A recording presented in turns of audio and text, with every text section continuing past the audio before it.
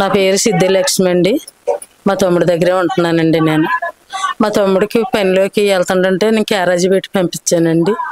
కోరి మీద పనిలోకి వెళ్ళి వచ్చేటప్పుడు కాతయ్య కాడికి వచ్చేటప్పటికి అలా బస్సు మరి ఎలా జరిగిందో నాకే తెలియదండి. యాక్సిడెంట్ అయిందని ఫోన్ చేశారండి.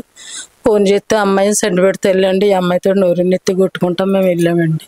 పర్లేదు బాగానే ఉన్నాడు అలాగని అన్నారండి. తర్వాత చనిపోయాడని తెలిసిందండి. అప్పుడు మా మేనల్లుడు నేను మా పిల్లలు అందరం పరిగెట్టామండి. బాడీని అక్కడ తీసుకెళ్ళిపోయారండి.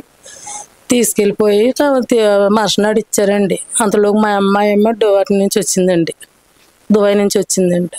వచ్చాక ఆయన అలాగే దానిపరిచారండి.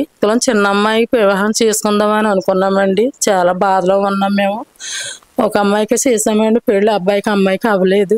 అంతలో బలరామకృష్ణ గారు మాకు 5 లక్షలు చెక్ మాకు ఇచ్చారండి. కమిటీ డబ్బులతోటి మళ్ళీ మేము పెళ్లి చేసామండి. అమ్మాయికి చిన్న అమ్మాయి అండి.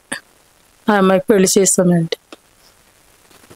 సాయం చేస్తారో మరి మాకైతే తెలియదండి. మాకు తలతలోనే సాయం చేసి పెట్టారండి. మరి ఇంకా చెయ్యాలని, ఇంకా ముందుకు రావాలని, వారు ఎంతో ఉత్సాహంగా రావాలని, మాలాంటి వాళ్ళందరినీ చూడాలని మేము కోరుకుంటున్నామండి. మరి